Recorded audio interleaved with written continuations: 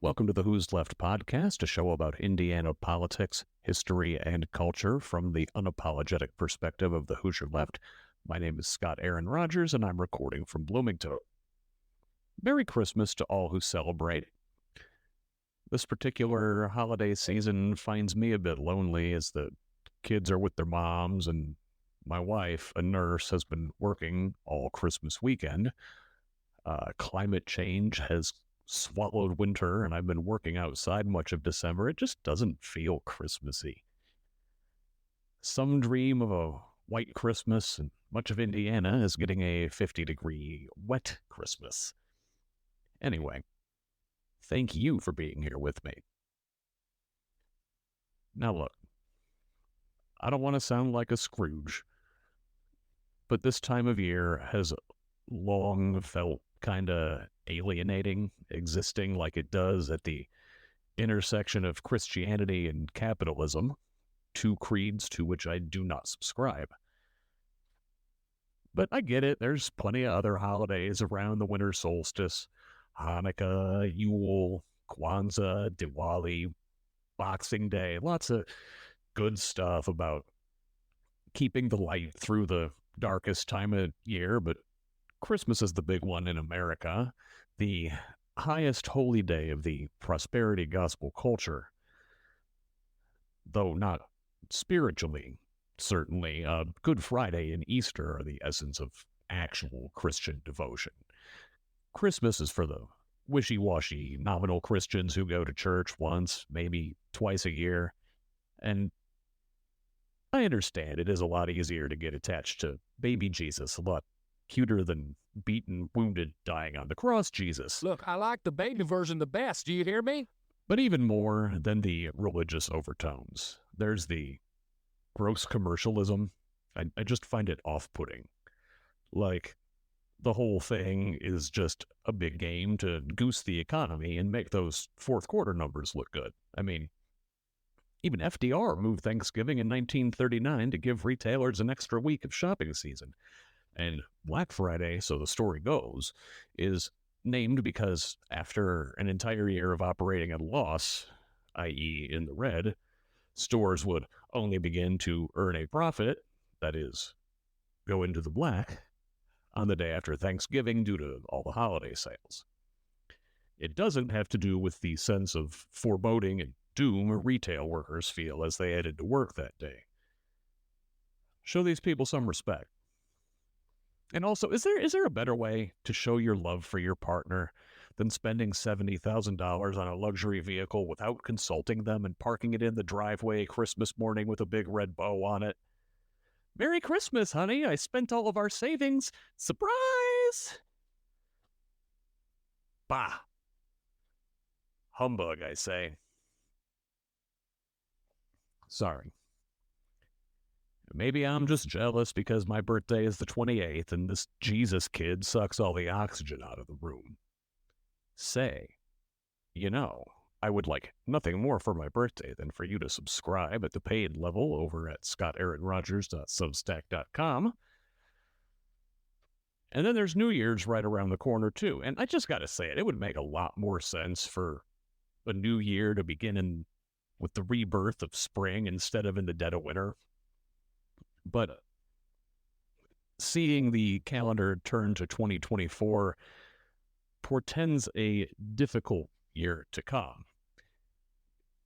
If it's not already difficult to tell what's truth versus fiction, we will see unprecedented misinformation, disinformation, and media manipulation this year. It is incumbent on those of us who understand the stakes to fight Trump, MAGA Republicans, and the international authoritarian movement of which they are just a part at every level up and down the ballot, and to bring everyone we know along with us.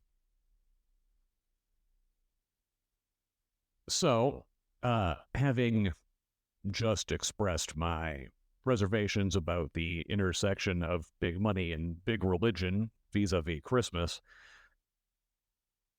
let's now add politics to the Venn diagram. At the convergence of the three is a particularly dangerous junction. I've written previously about the Secretive Council for National Policy, which you can read over at scottaaronrogers.substack.com. This is the group that brings together the country's most zealous Christian nationalists, Republican activists and think tanks, and anti-tax libertarian extremist billionaire oligarchs. Through their networks, these extremists are already codifying their narrow worldview into law in quote-unquote red states nationwide. Texas, Florida, and even Indiana.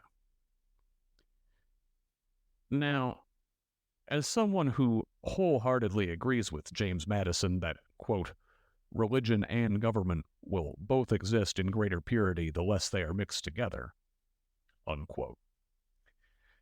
It was with some trepidation I discovered the Democratic candidate for Indiana House District 62, my district, is an evangelical pastor. There's a pastor on my ballot. Yeah, that's right, Woody. So my Christian nationalism alarm was going off. This is something one might expect from Republicans, but not necessarily on the Democratic side. I knew I had to dig deeper to challenge my assumptions, and this guy was going to have something interesting to say. And he did. But first, one last time, please consider a paid membership over at scottaaronrogers.substack.com. Even if subscribing at that level isn't right for you right now, please do subscribe and share it with a Hoosier in your life. 2024 is going to be a very difficult year, and I'm going to be here every step of the way, helping you navigate the bullshit as we fight for real democracy in Indiana, America, and worldwide. Thank you. Now, my interview today is with Pastor Thomas Horrocks of Beechwood Christian Church in French Lick, candidate for Indiana House District 62. We discuss church-state separation, how his faith influences his politics, what would Jesus really do, churches as organizing spaces, and which political figures best communicate a positive, open, welcoming Christianity. Thomas Horrocks. Let's welcome to the Who's Left podcast, Pastor Thomas Horrocks of the Beechwood Christian Church in French Lick. How you doing today? I'm good. Thank you for the invitation. It's good to be here with you. I appreciate you taking the time. So, you are running for the state assembly in House District 62. That is my home district. So number one, Fantastic. thank you. I really wasn't prepared to have to do this myself. Well, I wish you would have. No. Yeah, interesting story, and we'll talk about how I got here. But part of the reason is because there was nobody else. Nobody else looked like they were stepping up. So a friend of mine said, "Hey, there's nobody running in your district." And I said, "Oh, I guess I'll have some conversations then." Okay. So, let's start big. I am very much not a churchgoer. I'm a big separation of church and the state absolutist. So I and others like me over on, say, the secular left may have concerns about a pastor in the state assembly. Assuage me. Sure. I am also a proponent of the separation of church and state. I don't think the church should be running state business, and I don't think the state should be running church business. I don't think. Now, you've probably heard the saying, there's a separation between church and state, but you can never separate faith and politics. I think there's some truth to that. All of us bring our ideological bent or philosophy that bears on how we think the government ought to work. But it's not the government's job to institute any particular religion's specific tenets. So I would support you in that. And there's actually a long stream of Christians, especially in the Baptist tradition, who believe that, who left state-run churches for a reason, because they didn't like the way that the state was enforcing their particular version of the faith. And I think that's true not just for Christianity, but across the board. Yeah, my understanding is the Baptists were the target recipient of a letter from Thomas Jefferson very early in the Republic that is oft cited, where the phrase wall of separation between church and state comes from. Is that right? That's correct. Yeah, I believe it was the Danbury Baptists. Yeah, that's the ones I'm thinking of. So, you said, you can't separate faith and politics, and everybody kind of brings their own worldview to the table. So how does your faith influence your political worldview?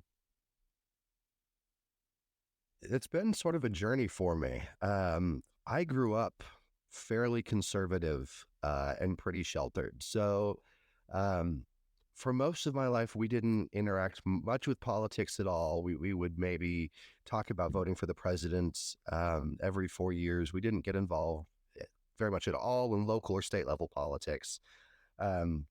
It was sort of a stay out, right? We focus on the individual level, and the smaller the government, the better. It was sort of the way that we approached it growing up. Would still say it was fairly conservative.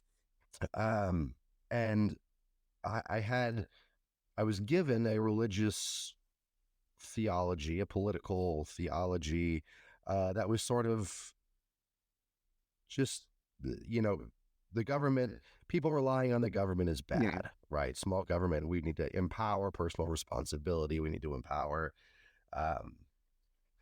individual, which was fine. Until I began to sort of wake up a little bit and pay attention to the way that the world actually worked. So I was in seminary, and I started paying attention to how things actually worked in the world. And I realized that there is truth to the idea that systems and structures and policies have a big impact in people's lives. And this was at the same time that I was studying scriptures again that I thought I knew from growing up, but in better context, and realizing that one of the consistent messages throughout the Jewish and the Christian scriptures is this emphasis on justice, social justice, communities being responsible for the most marginalized among them. And so I remember studying the prophets in seminary in the Old Testament. And growing up, the prophets, all they were sort of like predictors of Jesus. That's how we understood them. But when I actually read them in context, they were saying things like, God hates your offerings and your assemblies because you're trampling the poor in the gates and you're taking bribes where you should be executing justice. And so I started talking about this online. I was like, this is just what our faith teaches. I was talking about it on Facebook and Twitter. And all of a sudden people started calling me liberal. For the first time in my life, I was like, I'm not liberal. This is just what scripture teaches. I was sort of naive. Taking care of the most marginalized, the poor and the needy among us as a community is just the teaching of scripture. And people are like, well, that's liberal. Like, no, it's just biblical. So over time I saw that the essence of the faith for me is love for neighbor. Jesus says everything else is secondary to how you love your neighbor. And he has this remarkable passage that's often cited in Matthew 25, where the nations are gathered before him, and it says, I'm going to separate the sheep from the goats, and this is how it's going to go. I'm going to look to those on my right and say, enter into paradise because I was hungry and you fed me. I was thirsty, you gave me something to drink. I was naked and you clothed me. I was an immigrant and you took me, and I was in prison and you visited me. And they're like, well, when did we do this for you, Lord? And he's like, insofar as you did it for the least of these, you did it for me. And then the opposite goes to the others. You're not entering because when I was hungry, you didn't give me something to eat. They're like, well, Lord, when did we not give you something to eat? He said, when you didn't do it for the least of these. And so over and over, I just saw this pattern of the essence of the Christian faith being the well-being, the tangible well-being of our neighbor. And so for me, I just realized that politics, instead of being some dirty business, at its best can really be how we love our neighbor in the public square, right? It's how we can, in a democratic republic, in a representative democracy, how we can leverage the common good using, the government as the administrative arm of the will of the people. And so if I want my neighbor to thrive, government can be a tool and a vehicle to that end. That's fantastic. That's something I wanted to ask about because I can't quote scripture at you, but I studied all of the major world religions when I was in school, and the at least surface level, and the Jesus guy that I see in the Gospels is in the temple, flipping over tables, getting after money changers, associating with sex workers and the diseased, and turning the other cheek in the face of violence. How did we get to like this masculine warrior Jesus that I hear a lot about on the right? Yeah, yeah. So that's a fascinating story, and historians and sociologists have done a lot of work on that. Probably most famously in the last 5 years or so has been Kristen Kobes Dumay's book, Jesus and John Wayne. Phenomenal book. She's a historian by trade. She's a professor at Calvin University. And so she looks at the development of the Christian far right in the 60s, 70s, 80s, 90s, and how, as the title says, how we sort of substituted Jesus for John Wayne and this idea of muscular Christianity. But it wasn't always this way, and it was very intentionally leveraged by some folks with power to accumulate power. So if you want to back up even further, you can look at Kevin Cruz's book, One Nation Under God. That's sort of how corporate America leveraged, language of Christian faith to promote this hyper capitalism, Sure. and then taken on with some of the culture wars in the 60s, 70s, and 80s. And a lot of, sort of nefarious people recognizing, unfortunately, that religion can be used as a way to manipulate people to amass power. And that just sort of happened on a pretty grand scale for a few decades, leading us to where we are now. Thankfully, there's always been a resistance to that. It wasn't always the mainstream. So in the early 20th century, what we would call now mainline Christianity was dominant.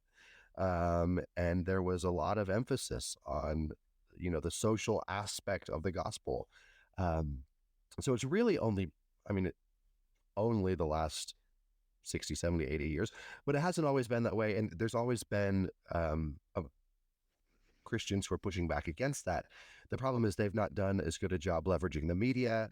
And so what most people see more often than anything is some of the extremism on the right that's more interested in ascertaining and maintaining power than actually living out the teachings of Jesus.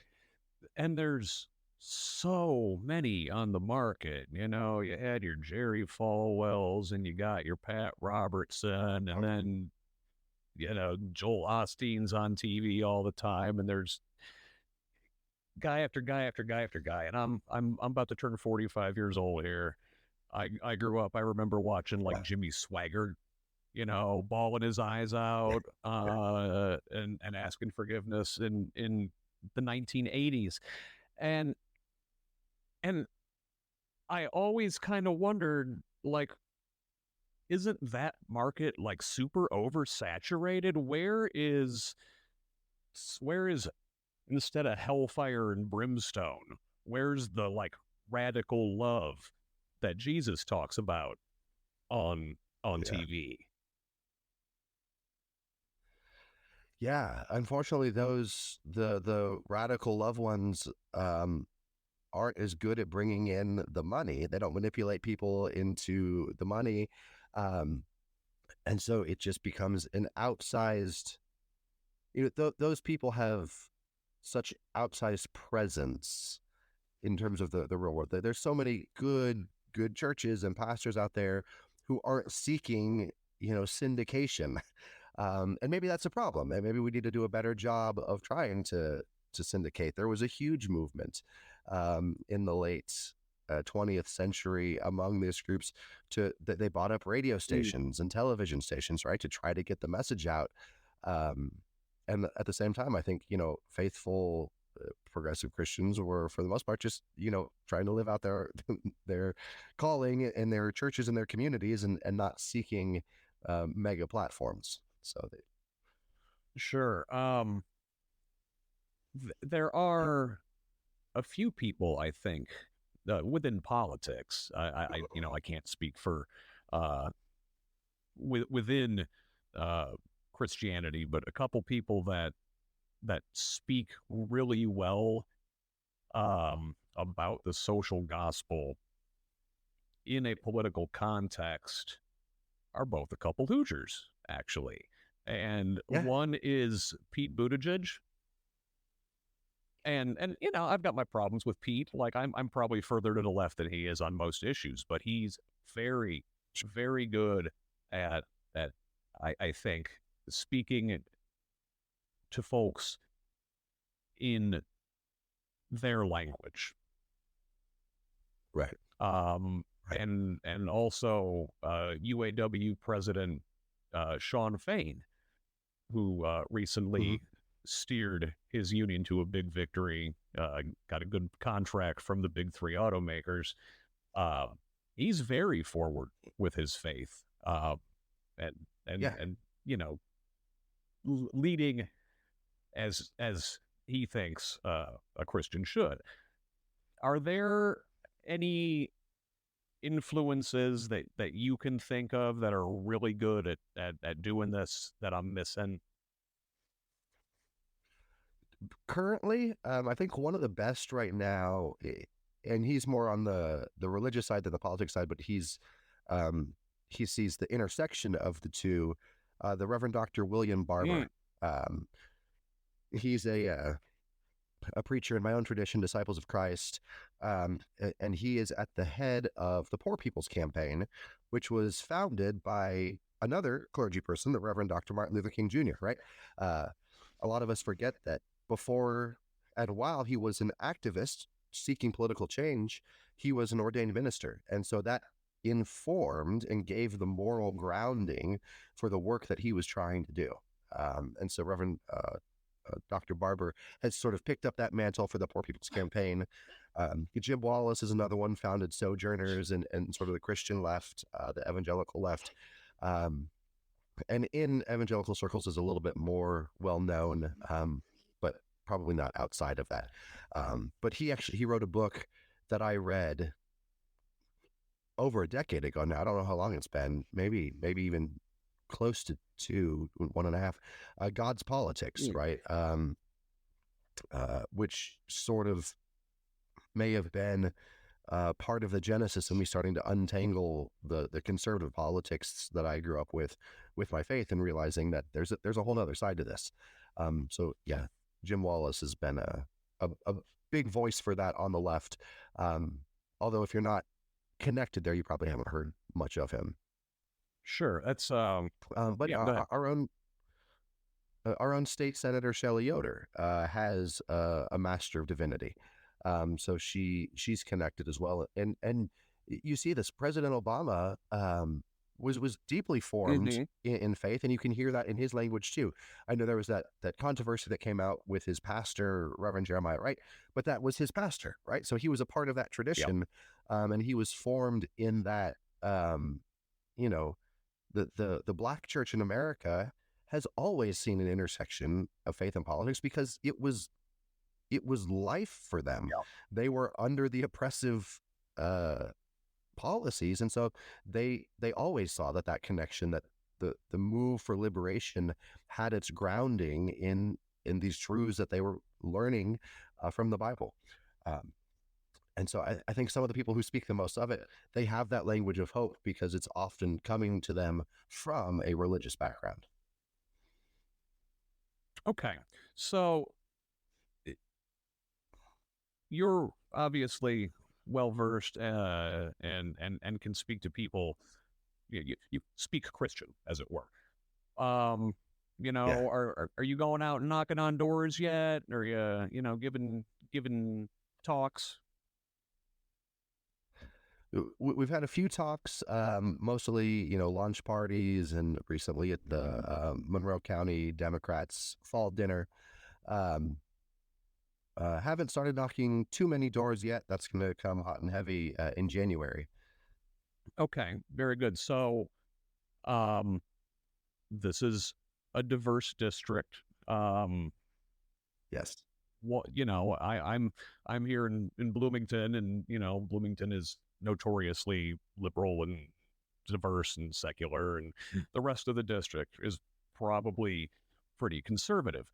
How are you threading that needle with your potential constituents?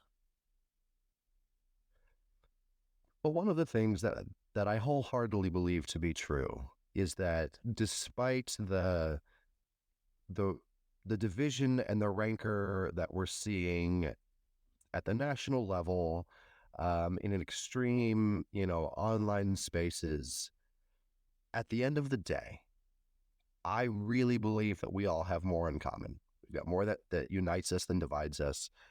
At the end of the day, most of us just want to get an honest day's pay for an honest day's work. We want to be able to raise our children as we see fit, without too much government interference in that. We want to be able to afford our medicine. We want to be able to afford health insurance and a few nice things and some good food. We don't want our water to be contaminated. We don't want our air to make us sick. So when we talk about these ground level things, I actually think that we've got a lot more in common.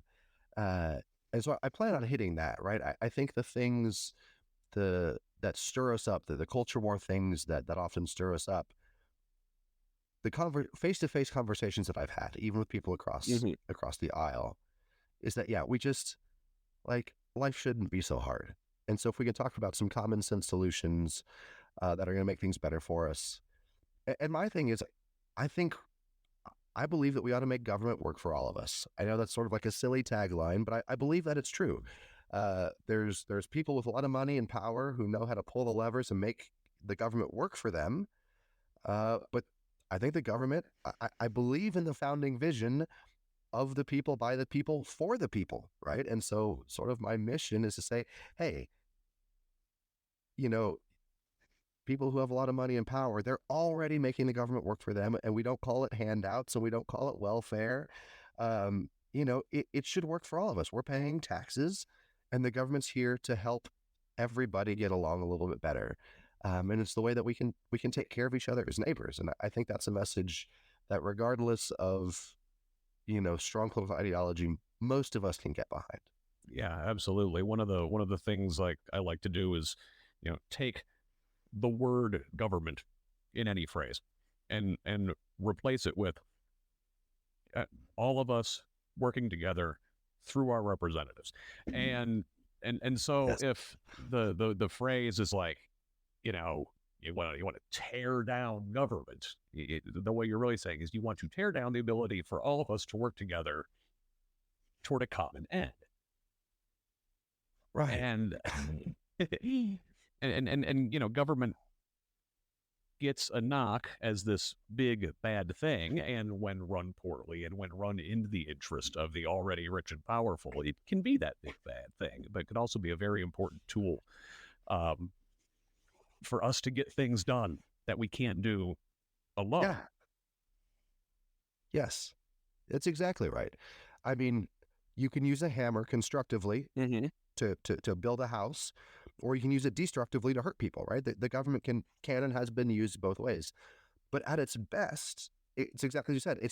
It's the administrative arm of the people, the way that we enact our collective will. And when we talk about the government, we don't often talk about the fact like that's who builds our roads for the most part. That's who puts out fires, and um, that's who makes sure that we have clean air and that people can't take too bad advantage of us. That has regulations on food and medicine so that we're not getting unnecessarily sick.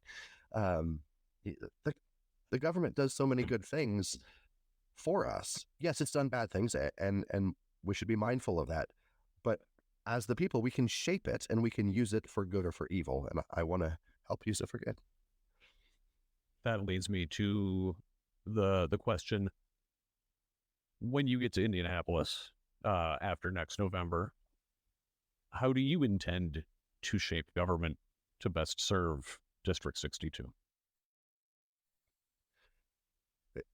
I get that question a lot, and I don't have a fantastic answer, only because if I win and we flip a seat, now I'm hoping that we'll flip many seats, but if we just flip a seat, we're still going to be in the relative minority. So it's not like I'm going to be able to go in and single-handedly, write all of the laws that I would like to write. It's going to go bump up against supermajority. What I hope to be able to do is sort of a guiding principle, and it comes from a quote that I heard from former Vice President Hewart Humphrey. And he said, "The moral test of government is how it treats those who are in the dawn of life, those who are in the twilight of life, and those who are in the shadows of life," talking about the young, the old, and the marginalized. And so one of the things that I hope to do is be a voice for those people and shine a light on how any given package of legislation is going to affect the people who don't have the levers of power already. How does this affect the young? How does this affect the elderly? How does this affect the people who are historically on the margins and under the thumb? Is it lifting them up and making everybody better, or is it only serving a small group of special interests who already have a lot of money and power? And if I can at least shine a flashlight on that, I'll be happy. Beyond that, if I can shape it to help those people, then that's the gooey cream center. Yeah, very good. I mean, certainly the legislature could use a thoughtful, loving Christian voice instead of all the mean, hateful ones we have in Indianapolis right now. Yeah. So I'll tell you, I've been actually very encouraged by some of the conversations I'm having with some independents and some moderate, even stronger Republicans who are saying that they are increasingly estranged from the party of their youth. They're recognizing that the current supermajority isn't really about limited government, right? Because limited government doesn't tell women what decisions they should be making in the privacy of a doctor's office. Limited government doesn't tell kids what books they can't be reading, especially when so many of our third graders are failing the reading test, right? And so they're realizing that their party has sort of been hijacked, and they're feeling disillusioned by it. And so there's a lot of moderates and there's a lot of independents who are ready for something different because they just feel like the party they grew up with is no longer representative of what they believe. I definitely feel that. I mean, it's something when today's GOP's got you missing George W. Bush.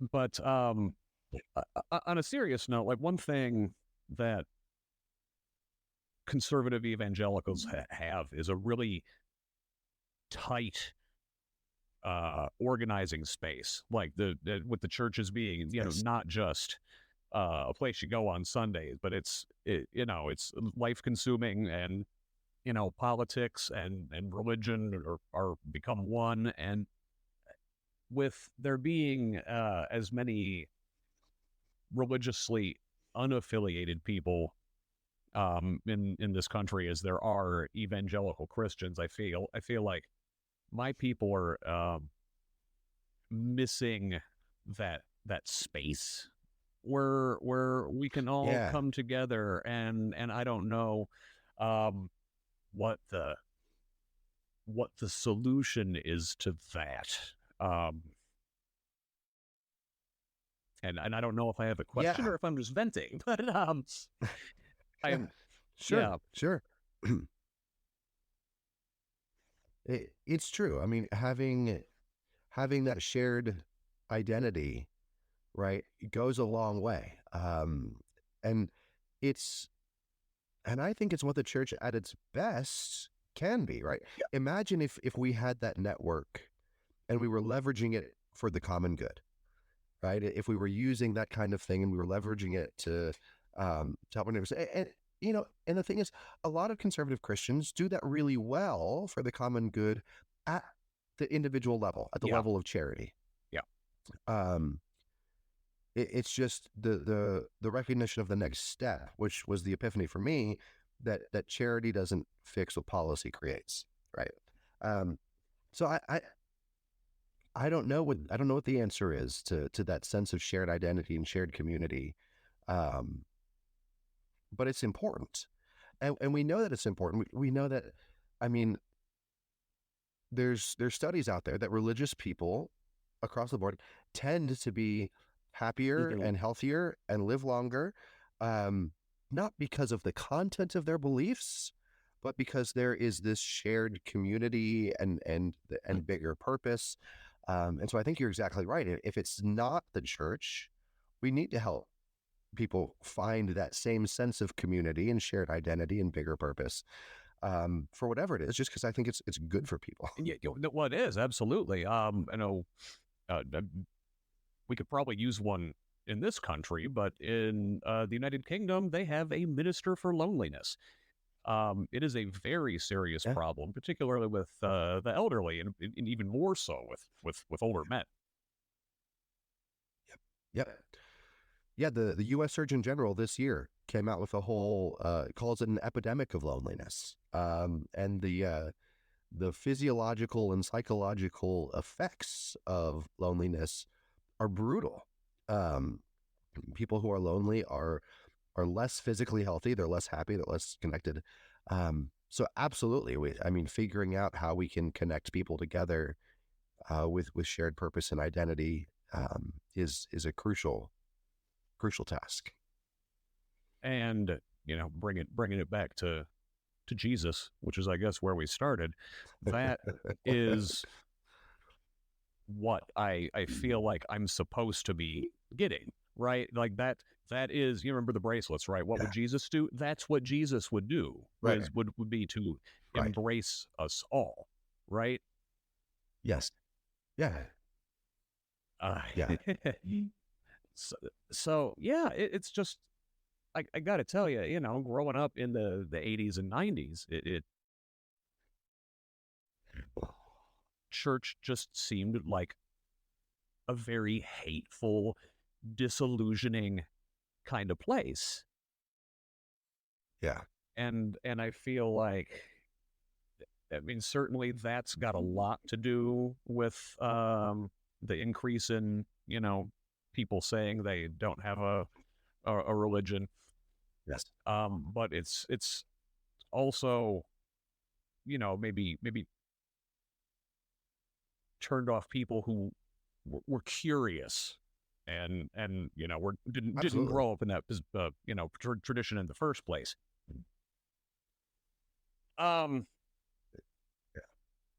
There's a famous quote by Gandhi. He's talking to a missionary. I think it's E. Stanley Jones, and he famously says, "I like your Christ. I do not like your Christians. Your Christians are so very unlike your Christ." That's Gandhi decades ago, right? And I feel and like it's perfect. that's a Yeah. perpetual thing. Yeah. Um, and so that's part of what I've been battling even as a pastor for a while, right? Is you know, even even the does this sound arrogant, but the good ones among us, right? We have a lot to overcome because some people have had so many bad experiences. Yeah. I've had bad experiences with Christians and in church. Um, and so I get it. And sort of one of the only things that keeps me going is like, I'm not willing to let them have it. Yeah. I think there's still too much good and too much beauty in there that I'm not willing to give it up to the people who I think are misusing it for the wrong ends. And that's that's a brave fight because at least well, I don't know if you're outnumbered, but you're certainly outvolumed. Yes. Yeah. It's true. But I think what we're going to see, this isn't, I don't have a crystal ball, so I can't say for sure, but I think that volume is slowly backfiring. Um, and so I think if there's a patient, loving quietness and a steady movement forward, um, that people are going to see the volume, the hatefulness for what it is, and I hope to be one of the people along the way who are saying, "Listen, if you want to leave it completely, I'm not gonna judge you for that. I'm not gonna blame you for that. Um, but if you're wondering if there's another side of this, me and there's some really good people alongside me who are saying we think that this isn't worth giving up altogether, and that there's another beautiful side to this that really is compatible with a lot of the classic values that we hold, and even more. When I look at our founding documents, we talk about patriotism, right? Who is actually fighting for this idea that all people are created equal? Yeah. Right? At this point, I think you have to say it's the political left is really fighting for all people, and I think that is right in line with the message of Jesus and this love for all, and so I think it fits perfectly. And at this point, I'm not willing to give it up to the folks who are weaponizing it for their own power. Yeah, absolutely. You know what? I feel the same way about Indiana. I've got plenty of family out of state. Yeah. I could, we could try to move to be closer to them. Move to some blue state somewhere. No, I grew up here. I live here. I've got roots. I'm Right. settled. That's right. I'm not leaving. You leave. Yeah. Yeah. Well, and so I have this, again, maybe it's naive, but I think if you were to take the party platform of the Indiana Democrats and remove Democrat from it and hand it to an everyday Hoosier and say, read through this, tell me what you think, they would say, you know what? I think that's a state that I want to live in. And so I think if we can get back to messaging that kind of thing, we're for people. Yeah. We are for empowering and uplifting people so that we can be our best, so that we can create a state where people want to come and feel at home, where our kids want to stay. That's what we're about. And I think if we can get beyond some of the really loud culture war stuff and talk about the kitchen table issues and look at the last 20 years and say, have things gotten better for you in Indiana in the last 20 years? People are probably going to say no. Say, who's been in charge? Yep. Right? We've had a Republican supermajority for a long time. So all of the issues at a state level that aren't working, you can't blame the Democrats for that. And so I think people are ready for change, and I think we have I think we've got a unique possibility this year. I'm having some really encouraging conversations, and I think if we can get our messaging right, and stop getting so distracted by what we're against, because I think that's been one of the issues. For some reason, Democrats are always on the defense, right? We're against this, we're not this, we're not this. If we say, no, we're for people, we're for Hoosiers, we're for kids, we're for schools, we're for working class people, we're for elderly people, we're for affordable health care, we're for a future where we have clean air and clean water. Aren't you for that too? I think people would be like, yeah, I'm for that too, right? Come with us. Let's get it done. I love it. I love it. Take off the.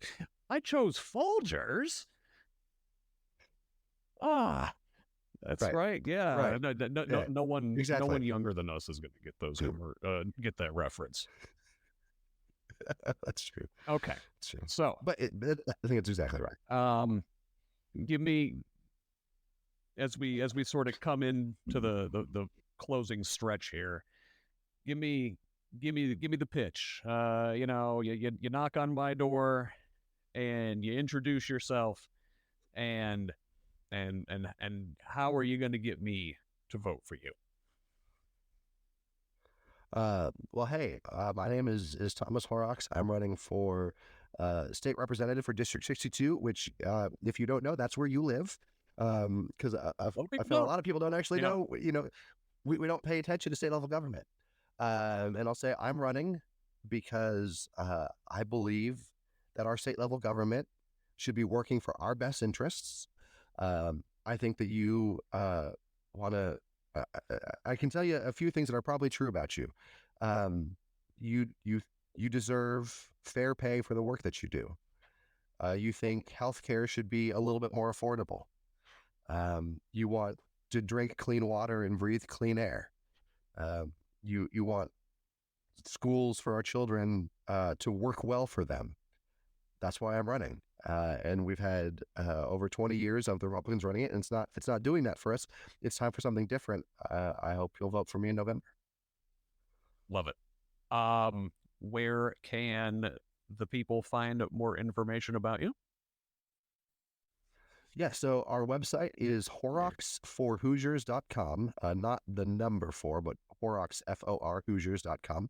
And on there's a link. You can sign up to get our newsletters. We send out almost weekly newsletters.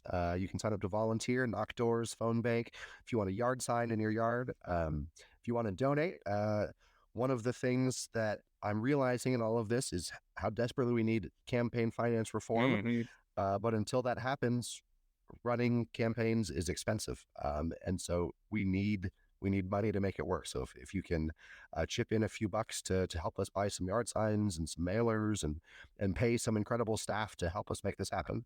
I'm on Facebook at Horrocks for Hoosiers, Instagram at Horrocks for Hoosiers, and X, formerly known as Twitter, at Horrocks for IN62, because apparently Horrocks for Hoosiers was too many characters, and I didn't realize that before we branded everything else. Really? Ah, well. Yeah. Who knew? Yeah. Well, Yeah. Excellent. Thomas Horrocks, thank you so much for joining me on the Who's Left podcast. It's been a lot of fun, Scott. Very nice to meet you, and hopefully we'll be knocking on your door soon. Yeah, Merry Christmas. You as well. Hope you enjoy it. Happy New Year. Once again, that was Thomas Horrocks, pastor at Beechwood Christian Church in French Lick and candidate for Indiana House District 62. You know, I sometimes give Christians and Christianity a hard time, but really it's fundamentalists of any stripe at whom I really direct my ire, and in Indiana and America at large, Christian fundamentalists have outsized importance. Ironically, socially conservative Christian fundamentalists, once Dixiecrats, a key constituency in the FDR New Deal coalition, by abandoning the Democratic Party for Nixon and more so Reagan and the anti-tax billionaires, they ushered in the neoliberal era where the godless market rules all and everything is for sale.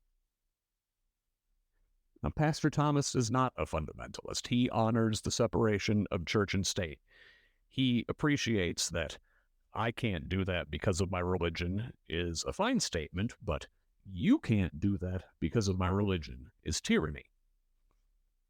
I appreciate the faith he brings with him to the political table, and I hope his candidacy demonstrates that there is an open, accepting, welcoming way to be a Christian in politics, and that the hateful, exclusionary, bigoted old conservatives don't have a monopoly on faith in this country.